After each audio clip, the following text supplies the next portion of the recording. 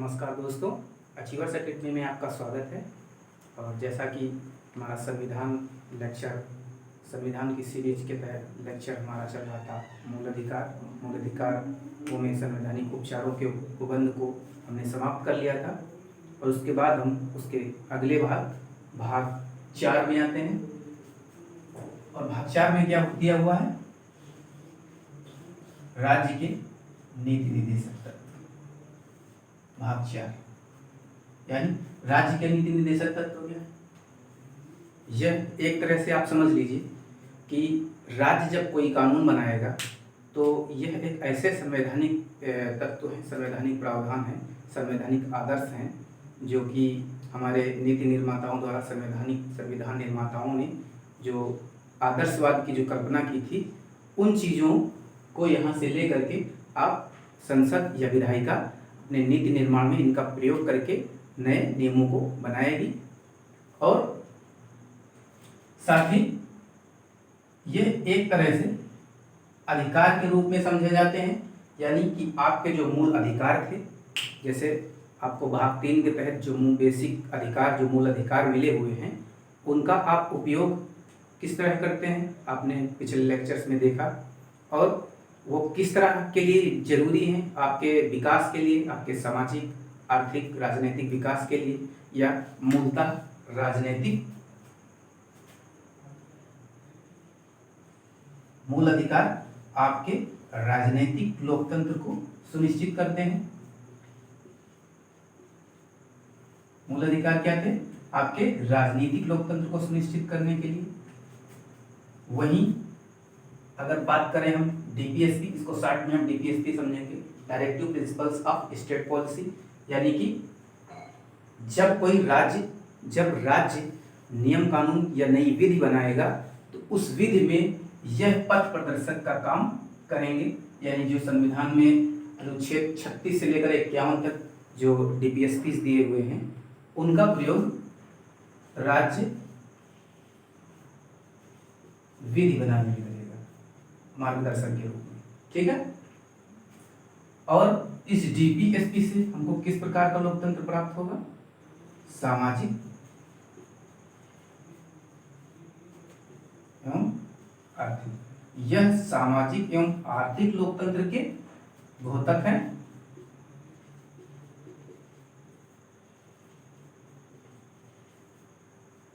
ये चीज राज्य के नीति निर्देशक तत्वों के माध्यम से हमें पता चलता है। अब जरूरी चीज क्या है? संविधान निर्माताओं ने इस पॉइंट को, इन चीजों को, नीति निर्देशक तत्वों के कॉन्सेप्ट को कहां से लिया? तो आयरलैंड के संविधान से। आयरलैंड ने स्पेन से लिया था और भारत ने आयरलैंड से। तो हम देखते हैं, इसके अलावा हम यह देखते हैं कि जैसे कभी कभी इसको समझने में कंफ्यूजन होती है लोगों को कि राज्य के नीति निर्देशक तत्व तो क्या हैं, कैसे हैं, क्यों जरूरी हैं। तो मैं आपको बता दूं, और इसको किस तरह से वाद योग्य बनाया गया अथवा न्याय योग्य नहीं बनाया गया, इन चीज़ों को धीरे धीरे समझने का प्रयास करते हैं। यह एक तरह से आपके अधिकार हैं जो कि भविष्य में धीरे धीरे संसाधनों की उपलब्धता के साथ धीरे धीरे लागू होने के लिए इसकी व्यवस्था की गई थी संविधान में। और उस समय किसी कारणवश, या कह सकते हैं कि संसाधनों के अभाव के कारणवश और अनावश्यक राज्य पर बोझ ना पड़े, और कई चीज़ों को ध्यान में रखते हुए इस चीज़ को तुरंत लागू नहीं किया गया और इसको बाद के लिए छोड़ दिया गया, जब भारत आर्थिक रूप से एवं संसाधनों के रूप से और साथ ही साथ जागरूकता, कुछ मामलों में कुछ जो अधिकार हैं, या कुछ कह सकते हैं कुछ नीति निर्देशक तत्व हैं जिनके लिए लोगों के अंदर जागरूकता का होना बेहद जरूरी था। और उस समय चूँकि तुरंत जल्दी ही एकदम हाल में भारत जो है आज़ाद हुआ था, स्वतंत्र हुआ था, तो उस समय ऐसी स्थिति नहीं थी कि सभी तरह की व्यवस्थाएं, सभी तरह की छूटें, सभी तरह के अधिकार भारतीय लोगों को दे दी जाए। क्योंकि उस समय एक तो शिक्षा बड़े व्यापक पैमाने पर थी, साथ ही साथ लोगों के अंदर जागरूकता का अभाव था, और राज्य के पास भी यानी भारत के पास भी, क्योंकि ब्रिटिशर्स यानी अंग्रेजों ने भारत को छोड़ने से पहले भारत को लगभग एकदम बुरी तरह से कंगाल कर दिया था, बुरी तरह से आर्थिक दोहन हुआ था भारत का, और भारत विपन्नता के कगार पर खड़ा था। और उस हालत में अगर राज्य के ऊपर कई सारे ऐसी चीज़ें थोप दी जाती कि उन्हें जनता को तुरंत नई नई चीज़ें, नई नई सुविधाएं दे दी जाएं और वह वाद योग्य बना दिया जाता, तो राज्य के खिलाफ पब्लिक द्वारा, लोगों के द्वारा न जाने कितने केस हो जाते और कई सारी समस्याएं खड़ी हो जाती, और राज्य अपनी भूमिका का निर्वहन करने में सक्षम नहीं हो पाता। इसलिए इन सारी चीज़ों को हम देखते हैं और समझने का प्रयास करते हैं कि आखिर इन अधिकारों को जो कि डीपीएसपी के रूप में दिए गए हैं संविधान में, इनको तुरंत लोगों को क्यों नहीं दिए गए।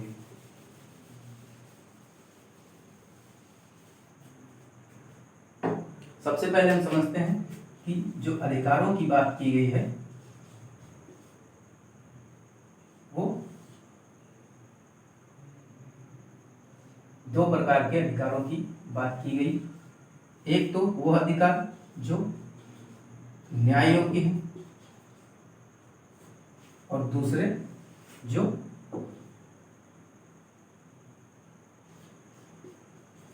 गैर न्याय योग्य है। ठीक है, न्याय योग्य है मतलब इनके लागू होने के लिए, इनको लागू करवाने के लिए आप सीधे न्यायालय जा सकते हैं, न्यायालय का सहारा ले सकते हैं, जबकि यहाँ पर आप न्यायालय का सहारा नहीं ले सकते हैं। जबकि यह भी अधिकार है, लेकिन जैसा कि मैंने स्टार्टिंग में बताया कि यह तब लोगों को मिलेंगे जब भारत संसाधन संपन्न हो जाएगा। साथ ही साथ लोग जो है, लोगों में जागरूकता आ जाएगी। जैसे कुछ अनुच्छेद हैं जो अभी आज भी वर्तमान समय में भी लागू नहीं हो पाए हैं, जबकि कुछ अनुच्छेद जैसे कि देखते हैं आर्टिकल 45 शिक्षा का अधिकार, जबकि काम का अधिकार 41, आर्टिकल 41 काम का अधिकार, इन दोनों को यदि देखा जाए तो कैसे यह पहले नीति निर्देशक तत्व थे, बाद में अधिकारों के रूप में इनको संसद में विधि बनाकर लागू कर दिया जाता है। देखते हैं आर्टिकल 41, इसके लिए समय समय पर तमाम सारी योजनाएं, जवाहर ग्रामीण रोजगार योजना, शहरी रोजगार योजना, काम के बदले अनाज योजना, और साथ ही साथ जो सबसे बड़ा उदाहरण देखने को मिलता है 2006 में मनरेगा। इसका शुरुआत में नाम था नरेगा, बाद में इसको अक्टूबर 2009 को नाम इसका कर दिया गया मनरेगा। यह रोजगार उपलब्ध कराने एवं गारंटी देने वाली सबसे बड़ी योजना, अब तक की सबसे बड़ी योजना है, जिसमें किसी वर्ष 100 दिनों का रोजगार आवश्यक रूप से दिया जाएगा, और अगर यह रोजगार नहीं दिया गया तो बेरोजगारी भत्ते का प्रावधान भी इसमें किया गया है। ठीक है, इसके साथ हम देखते हैं आर्टिकल 45, इसमें राइट टू एजुकेशन की बात की गई है, और यह 2002 में इसको भी अधिनियम बनाकर 86 कॉन्स्टिट्यूशन अमेंडमेंट के माध्यम से इसको भी राइट टू एजुकेशन को एक अधिनियम बना दिया गया और लोगों को अधिकार के रूप में लागू कर दिया गया, जिसके तहत यह 6 वर्ष से 14 वर्ष तक के बच्चों को अनिवार्य शिक्षा, मुफ्त एवं अनिवार्य शिक्षा की व्यवस्था इसमें की गई है। ठीक है, इन चीज़ों को हम देखते हैं। दूसरा एक जो इसकी जो मुख्य विशेषताएं हैं उसको देख लेते हैं कि डीपीएसपी यानी राज्य के नीति निर्देशक तत्वों की क्या कुछ विशेषताएं हैं। सबसे पहला जो मैंने अभी अभी जिसके बारे में चर्चा की कि यह वाद योग्य नहीं है, यह वाद योग्य नहीं है, और इसके अलावा डीपीएसपी राज्य को संवैधानिक निर्देश है। जो विशेषता है,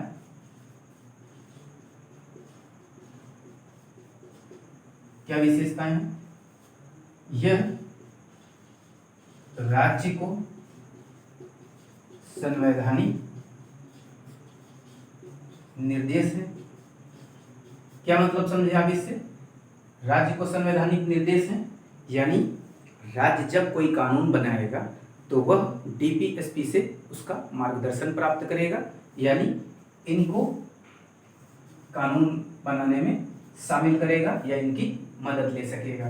दूसरा, यह न्याय योग्य नहीं है, अर्थात आप इनको लागू कराने के संबंध में अभी आगे अनुच्छेद के माध्यम से उसकी भी कैटेगरी कई समाजवादी, गांधीवादी और आधुनिक बुद्धिजीवी, इस तरह के 3 कैटेगरी में इनको बांटा गया है। और उसी के संदर्भ में हम देखेंगे कि कौन कौन से अधिकार किस तरह से कितने जरूरी और क्यों न्याय योग्य नहीं है, ये भी उसमें बताएंगे। ठीक है।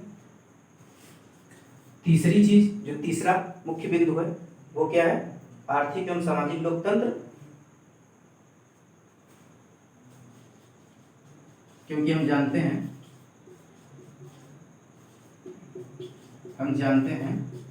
कि जो मूल अधिकार था वह हमें राजनीतिक लोकतंत्र प्रदान करता था। राजनीतिक लोकतंत्र आप अच्छी तरह से समझ गए हैं। प्रस्तावना में हमने इस पर विस्तार पूर्वक चर्चा की है, फिर भी थोड़ा सा बता देता हूँ।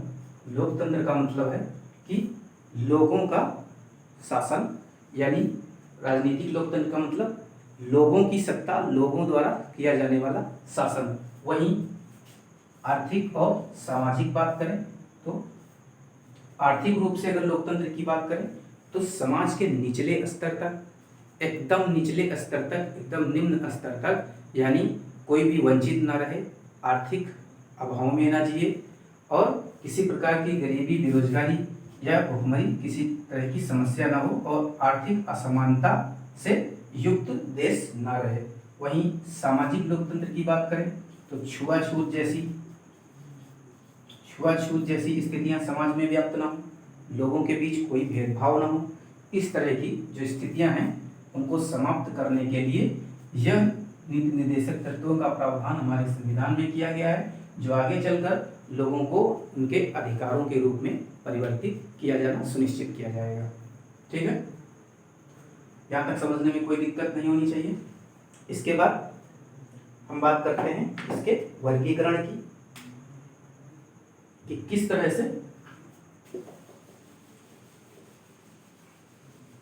से इनको समाजवादी, गांधीवादी और बौद्धिक स्तरों में बांटा गया है। तीन स्तरों में बांटा गया है, क्योंकि कुछ मूल नीति निर्देशक तत्व समाजवादी का मतलब कि एक समान सामाजिक व्यवस्था, यानी जहाँ पर कोई ऊंच नीच ना हो, कोई भेदभाव ना हो, कोई असमानता ना हो, इन चीज़ों का ध्यान रखते हुए इसको सामाजिक स्तर पर बांटा गया है। वहीं गांधीवादी, जैसे गांधीवादी का सपना क्या था, लोगों के, जैसे गांधी जी ने अपने कई आंदोलनों में आपने देखा होगा 1932 के बाद वो हरिजनों से उनका निकटतम संबंध बनना, उनके लगातार उनके प्रति उनकी शंकाएं, उनकी समस्याएं और उनके साथ लगाव। वहीं इसके अलावा विकेंद्रीकरण, गांवों को स्वशासन देना, इस तरह की जो मुख्य चीज़ें, मुख्य उद्देश्य थे वो गांधी जी के थे।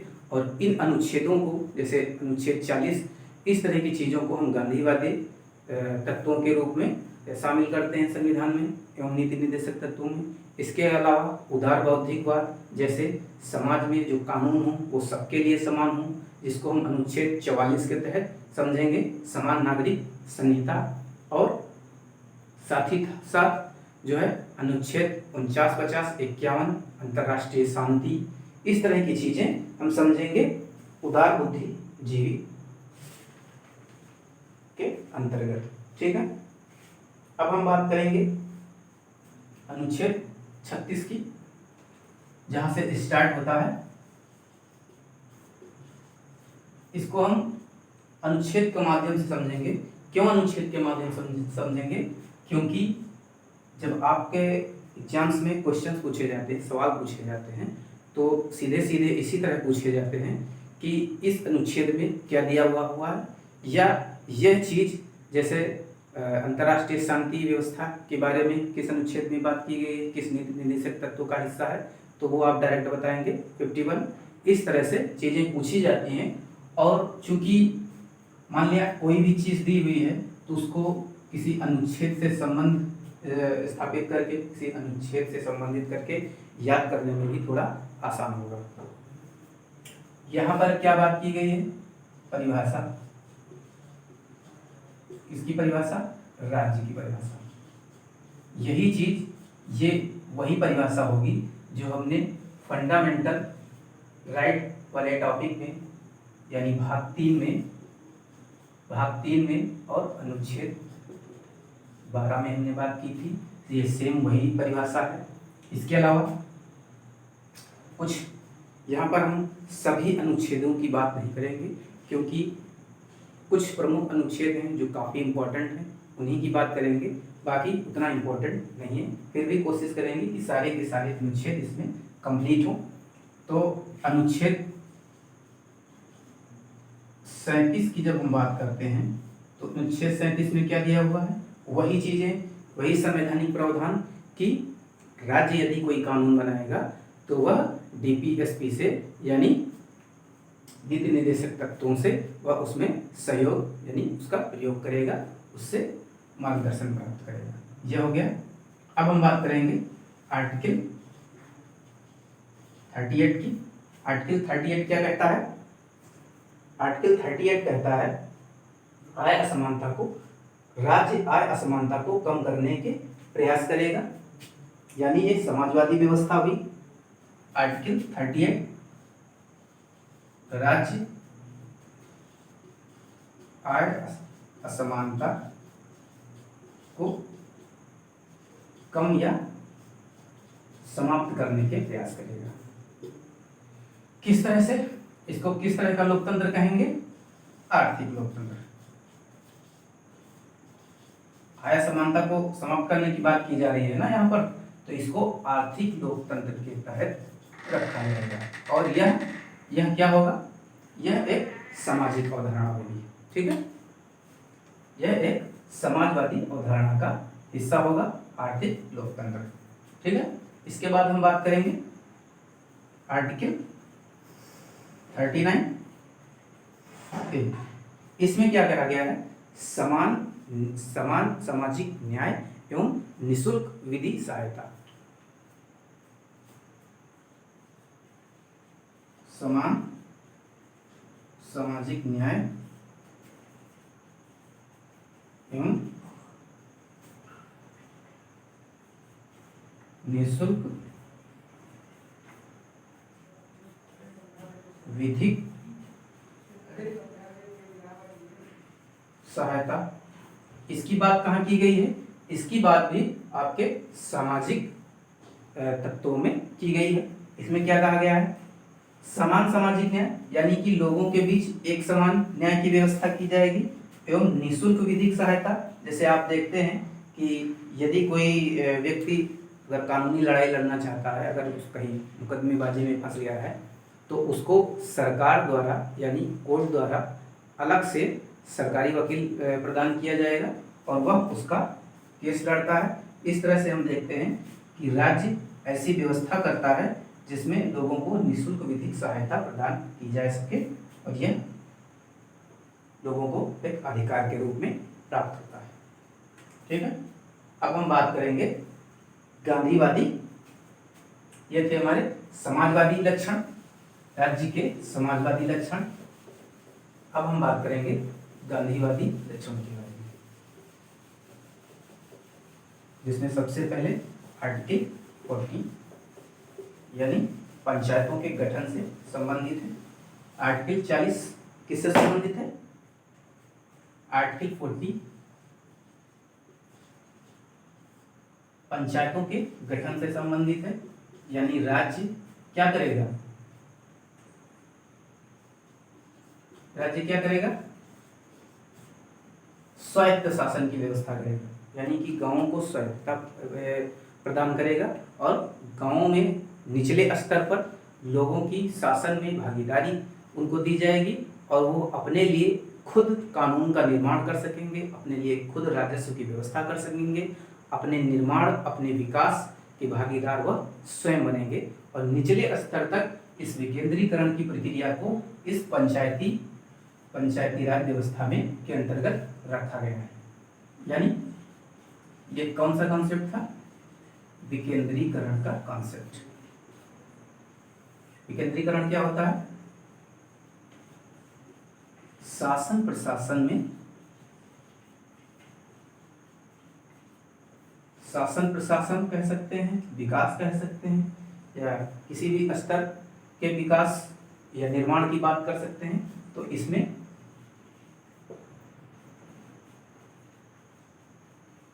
निचले स्तर के लोगों की प्रत्यक्ष भूमिका। आप जानते हैं कि ग्राम पंचायत यानी जब गांव में पंचायती इलेक्शन होते हैं तो उसमें एक ग्राम सभा होती है, यानी कि जो वयस्क लोग होते हैं, जो बालिग लोग होते हैं, जो वयस्क मताधिकार के रूप में जाने जाते हैं।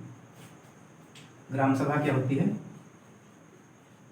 ग्राम सभा के तहत उस गांव के निर्वाचन नामावली में जितने भी लोगों का नाम होता है उन लोगों से मिलकर ग्राम सभा बनती है और यह ग्राम सभा मिलकर के ग्राम प्रधान या ग्राम के मुखिया को चुनती है और वह मुखिया प्रत्यक्ष अप्रत्यक्ष रूप से पूरे गांव पूरी पंचायत का शासन करता है। ठीक है, उसके लिए छोटे मोटे स्तर पर कानूनों की व्यवस्था, कई स्थानीय स्तर पर विकास कार्य देखे जाते हैं, राजस्व कार्य का संचालन नियमन किया जाता है। इस तरह की चीजें करने का तात्पर्य यह है कि आप विकास की प्रक्रिया में सीधे सीधे भागीदार कौन है? प्रत्यक्ष रूप से जनता है। ठीक है, तो ये हो गया गांधीवादी लक्षण या गांधीवादी कह सकते हैं तत्व है। ठीक है, ये महत्वपूर्ण, काफी महत्वपूर्ण था। और इसको एक चीज जो इम्पोर्टेंट है क्या है कि 73वें संविधान संशोधन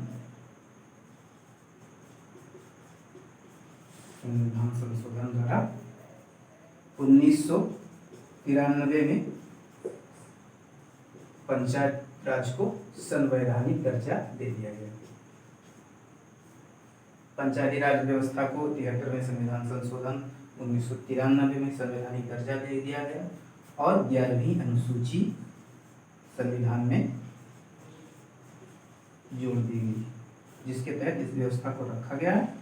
और ग्राम पंचायतों को राज्य द्वारा 29 विषय प्रदान किए जाएंगे, जिसके तहत ये उसका शासन प्रशासन देखेंगे, रख रखाव करेंगे।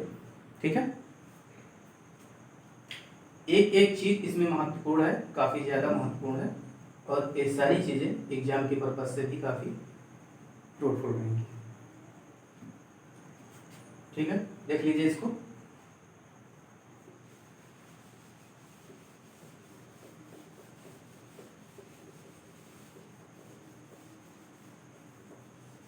इसके बाद हम बात करेंगे अगले अनुच्छेद, अगले नीति निर्देशक तत्व की। वो कौन सा है? 41, आर्टिकल 41।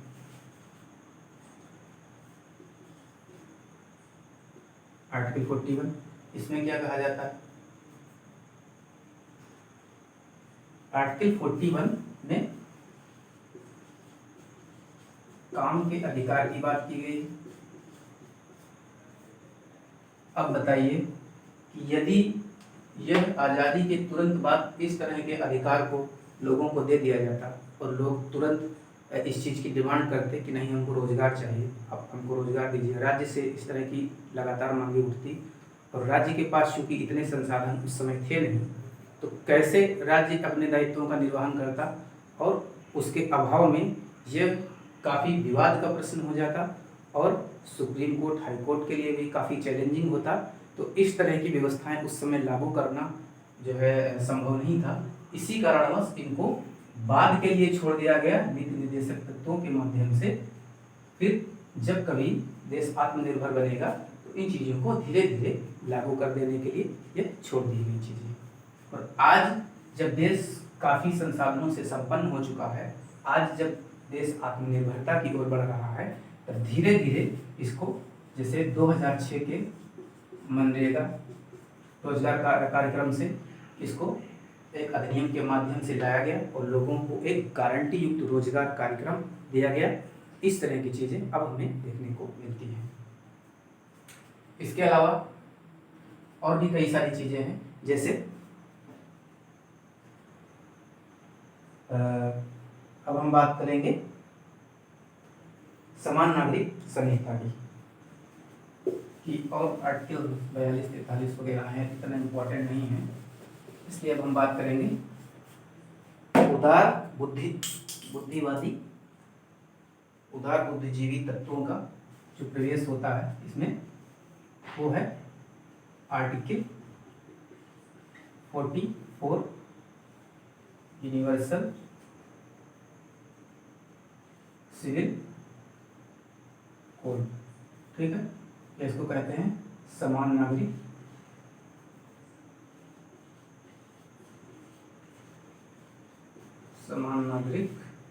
संहिता। यह क्या होता है? समान नागरिक संहिता होता है। हालांकि इसको अभी तक राज्य द्वारा लागू नहीं किया जा सका है, बट ये जानना इतना जरूरी है कि यह जो व्यवस्था है जो अभी तक लागू नहीं हो पाई है, यह हमारे यहाँ कई सैकड़ों वर्षों से व्यवस्था चली आ रही है और विभिन्न समुदायों, विभिन्न धार्मिक समुदायों को उनके अलग अलग पर्सनल लॉ यानी निजी कानूनों के द्वारा शासित किया जाता है। निजी कानून होते हैं कई मामलों में, जैसे हिंदू विवाह अधिनियम, मुस्लिम विवाह, क्रिश्चियन में उनके अपने नियम कानून हैं, उनके द्वारा इन लोगों को प्रशासित किया जाना, स्वयं के द्वारा अपने निजी कानूनों के द्वारा प्रशासित किया जाना, यह असमान नागरिक संहिता है, जो कि काफ़ी हद तक कहा जा सकता है कि आज के समय में उतना सही नहीं माना जाएगा। जहां लोगों की समानता की बात की जाती है, जहां सामाजिक लोकतंत्र की बात की जाती है, वहां पर इस तरह के पर्सनल नियम कानूनों का होना कुछ ज़्यादा सही नहीं माना जाता है। और हम देखते हैं कि समान नागरिक संहिता का एक अच्छा उदाहरण भारत में ही है। गोवा राज्य में इस चीज़ को लागू किया जा चुका है। बाकी पूरे देश में यह कानून कब लागू होगा, यह अपने आप में एक प्रश्न है। ठीक है, तो समान नागरिक संहिता लागू कर देने का मतलब यह होगा कि पूरे देश की जनता सिर्फ एक कानून से शासित प्रशासित होगी, कोई दूसरा कानून, कोई निजी कानून इसमें लागू नहीं होगा। अब हम बात करेंगे अनुच्छेद 45 की, जो कि अब आज के समय में अधिनियम बन चुका है और लोगों को उनके अधिकारों के रूप में मिल चुका है। अनुच्छेद 45, इसमें क्या बात की गई है? राइट टू एजुकेशन और 86 कॉन्स्टिट्यूशन अमेंडमेंट 2002 द्वारा लोगों को शिक्षा का अधिकार दिया गया, जिसके तहत 6 से लेकर 14 वर्ष तक के आयु के बच्चों को अनिवार्य एवं निःशुल्क शिक्षा की व्यवस्था की गई है। ठीक है, तो यह कभी डीपीएसपी यानी नीति निर्देशक तत्व हुआ करता था, और आज लोगों के लिए एक अधिकार बन चुका है। देखते हैं इस तरह से हम, यह एक अपने आप में लोगों का अधिकार है। ठीक है, एक एक आर्टिकल इंपॉर्टेंट है, आप इसको नोट करते चलेंगे और याद करेंगे। इसके अलावा आर्टिकल 46, आर्टिकल 46 की बात करेंगे। आर्टिकल 46 में गांधीवादी विचारों, गांधीवादी तत्वों को समाहित किया गया है, जिसमें SC ST यानी अनुसूचित जाति, जनजाति एवं अन्य सामाजिक एवं शैक्षणिक रूप से पिछड़े वर्गों, शैक्षणिक रूप से कमजोर वर्गों के उत्थान की जिम्मेदारी किसको दी गई? राज्य को दी गई है। यह उस समय संभव नहीं था, फिर भी काफ़ी कुछ प्रावधान इसमें आरक्षण के रूप में बाद में किए गए धीरे धीरे, और 2005 में इसको पिछड़े वर्गों को भी शैक्षणिक एवं जो सरकारी यानी सार्वजनिक नियोजन है उसमें भी आरक्षण दिया गया, और इसके पहले अनुसूचित जाति और जनजाति को भी आरक्षण के रूप में कुछ व्यवस्थाएं की गई, कुछ सुविधाएं दी गई, कुछ सहूलियतें दी गई, जिसके माध्यम से इनको सामाजिक समानता के स्तर पर लाया जा सके और इनके सामाजिक एवं शैक्षणिक पिछड़ेपन को, कमजोर वर्गों को इनको दूर किया जा सके। साथ ही साथ एक अलग प्रोविजन 2019 में किया जाता है।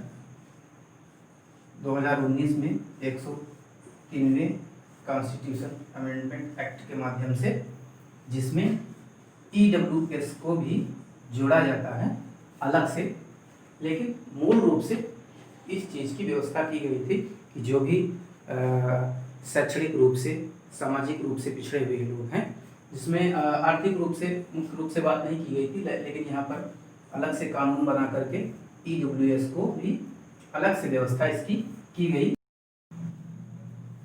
ठीक है, तो आर्थिक पिछड़ेपन के आधार पर यानी आर्थिक कमजोर वर्गों को भी इसमें आरक्षण दे दिया गया इसी के माध्यम से, आर्टिकल 46 के माध्यम से।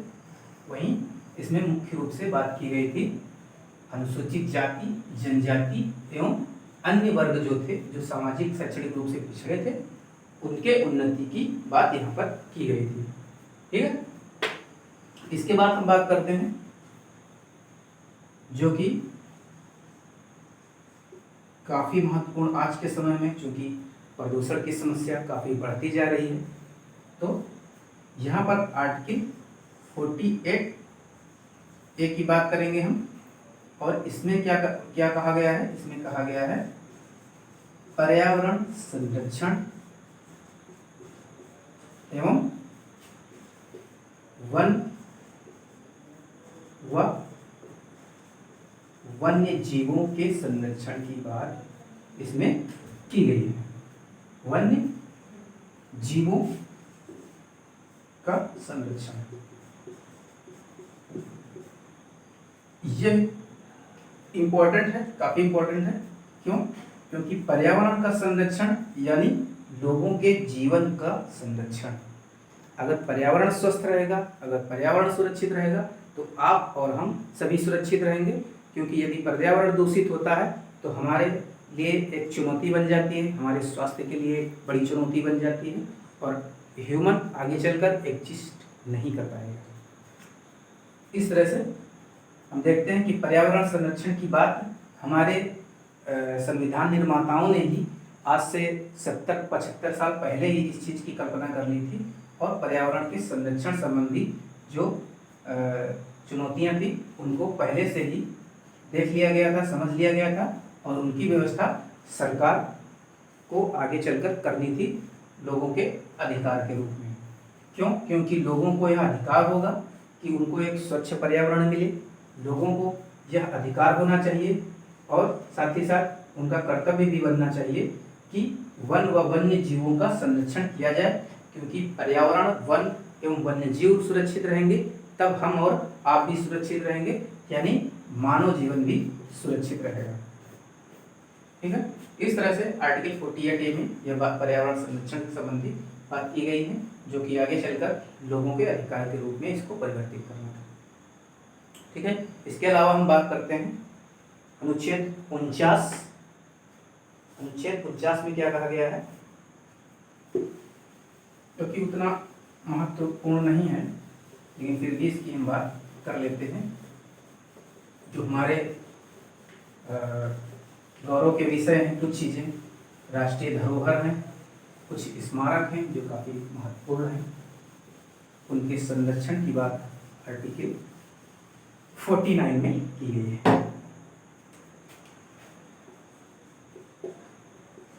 आर्टिकल 49 में कहा गया है कि राज्य का कर्तव्य होगा, राज्य यह सुनिश्चित करेगा,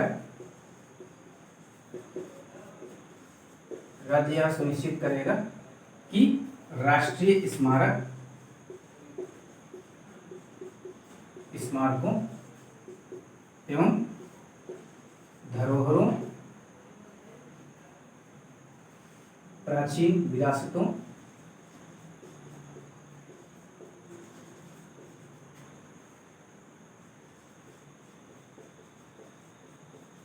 जो कि काफी राष्ट्रीय महत्व की हैं, उनका संरक्षण किया जाए। यह राज्य की जिम्मेदारी होगी और इसके लिए राज्य चाहे तो कानून का भी सहारा ले सकता है, कानून का भी निर्माण कर सकता है।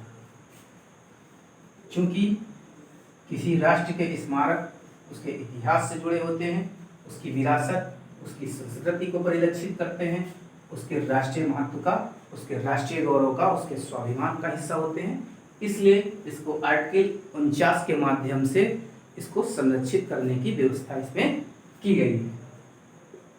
ठीक है, इसके अलावा हम देखेंगे आर्टिकल 50, यह भी देखा जाए तो लोगों से ही संबंधित है। क्यों लोगों से संबंधित है ये देखते हैं। इसमें कार्यपालिका एवं न्यायपालिका के separation, power of separation executive and judiciary, यानी इन दोनों की शक्तियों के पृथक्करण की बात की गई है। शक्तियों के पृथक्करण की बात की गई है। क्यों इसके शक्तियों के पृथक्करण की बात की गई है? क्योंकि यदि इन दोनों के हित आपस में टकराएंगे तो कहीं ना कहीं उसका नुकसान जनता को ही उठाना पड़ेगा। किस तरह से उठाना पड़ेगा? मान लिया कुछ काम कार्यपालिका के अधिकार के क्षेत्र के अंतर्गत और न्यायपालिका के अधिकार क्षेत्र के अंतर्गत जो चीजें आती हैं, जैसे हम आए दिन एक शब्द सुनते हैं, न्यायिक सक्रियता। यह न्यायिक सक्रियता क्या है? जुडिशियल एक्टिविज्म क्या है? न्यायिक सक्रियता का मतलब यह होता है कि जब कार्यपालिका संबंधित कोई कार्य, यानी विधायिका जिस चीज को एग्जीक्यूट करती है, विधायिका के सदस्य जो कार्यपालिका का निर्माण करते हैं, वो जो सरकार के सदस्य होते हैं, इनका कोई कार्य न्यायपालिका कर रही होती है, यानी इनके कार्य क्षेत्र में न्यायपालिका का हस्तक्षेप होता है, तो उसको न्यायिक सक्रियता कहते हैं। जबकि न्यायिक सक्रियता कुछ मामलों में अच्छा व्यवहार माना जाता है, जबकि कुछ मामलों में इसको सही इसलिए नहीं माना जाता है। उसके पीछे का जो तर्क दिया जाता है वो यह होता है कि ऑलरेडी न्यायपालिका के पास तमाम मामले लंबित होते हुए भी न्यायपालिका अपना कार्य न करके वह कार्यपालिका के कार्यों में हस्तक्षेप करती है। वहीं जब यह अपना न्यायिक सक्रियता के तहत काम कर रही होती है तो यह कार्यपालिका के उन कार्यों को करती है जिसमें कार्यपालिका द्वारा काफी स्तर तक क्या किया जाता है? लापरवाही बरती जाती है, और वह लोक महत्व के मुद्दे भी होते हैं और वो अत्यंत जरूरी होते हैं, लेकिन फिर भी कार्यपालिका का ध्यान ऐसे मुद्दों की ओर जब नहीं जाता है तो न्यायपालिका स्वतः संज्ञान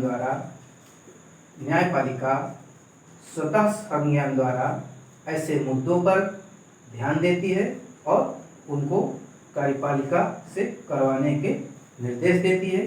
तो यहाँ पर हम देखते हैं कि शक्ति के पृथक्करण के सिद्धांत का उल्लंघन देखने को मिलता है।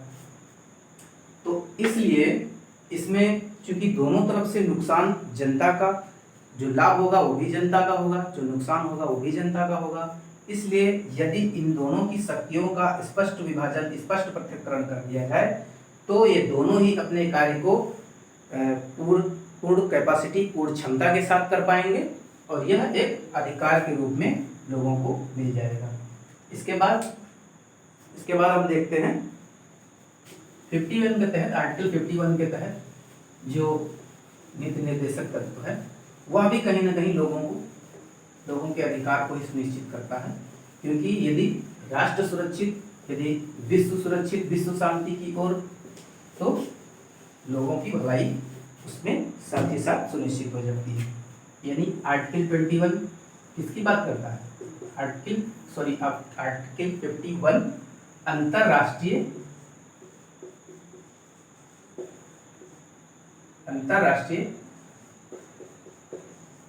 शांति, यह अंतरराष्ट्रीय शांति की बात करता है एवं साथ ही साथ सुरक्षा को प्रोत्साहन देता है। अंतरराष्ट्रीय शांति एवं सुरक्षा को प्रोत्साहित करता है।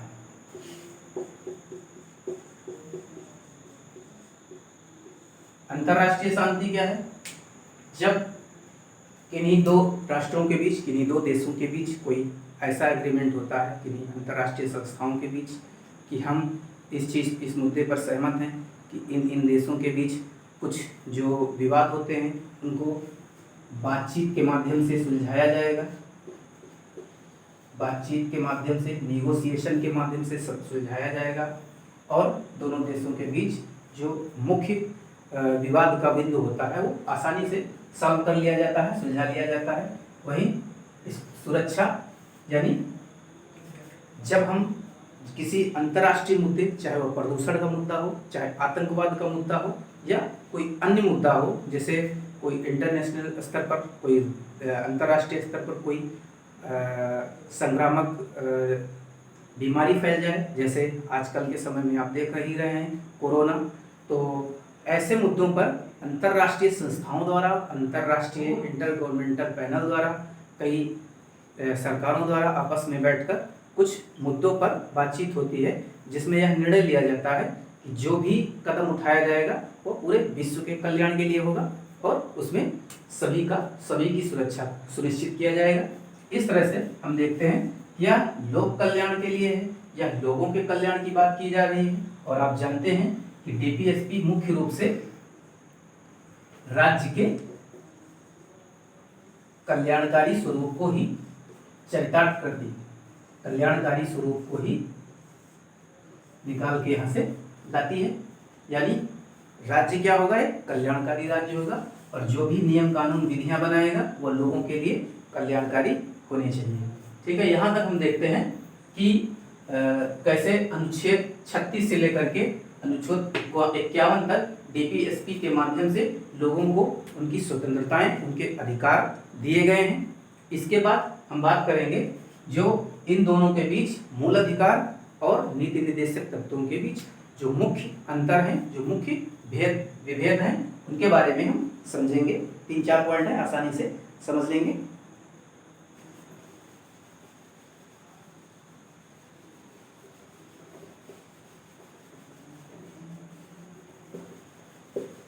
पहले भी थोड़ी थोड़ी चर्चा हम इसके बारे में कर चुके हैं, लेकिन यहाँ पर एक बार फिर से सभी बिंदुओं को एक एक करके देख लेंगे।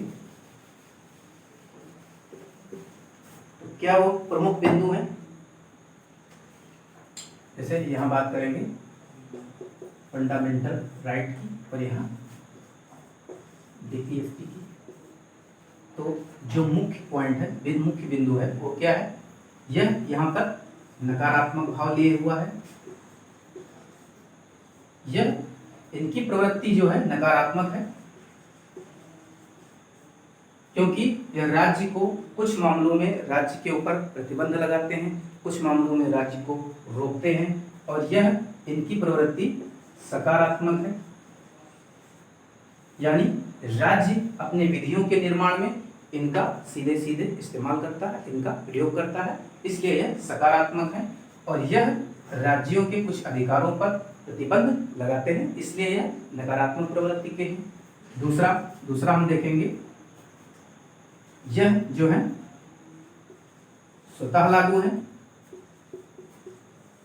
यह स्वतः लागू है, और यह इनको विधि बनाकर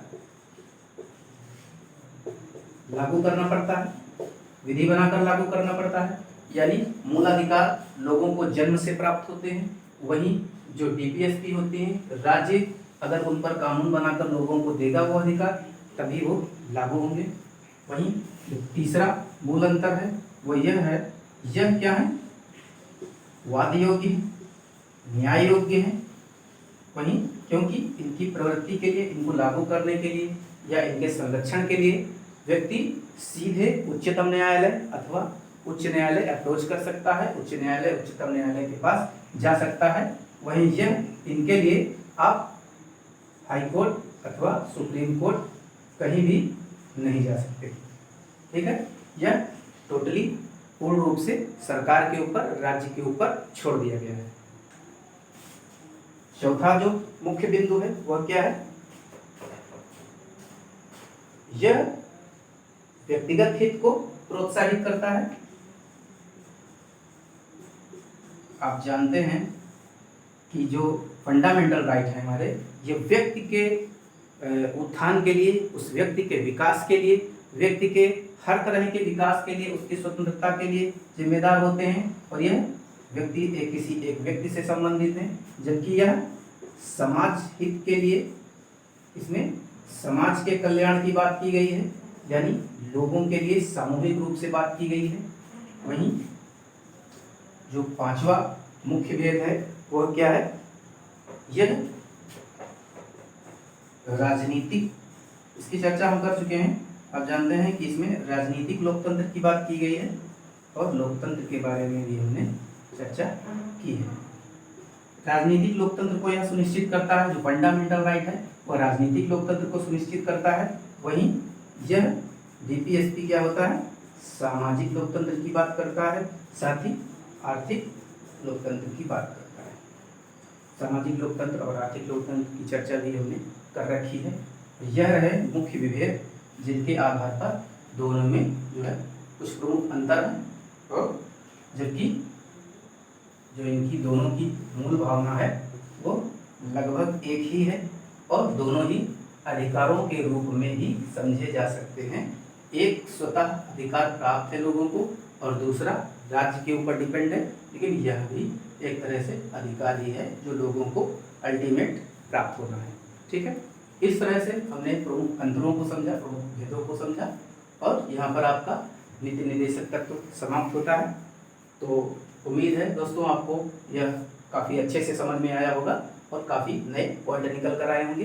तो आज के लिए दोस्तों इतना ही, धन्यवाद।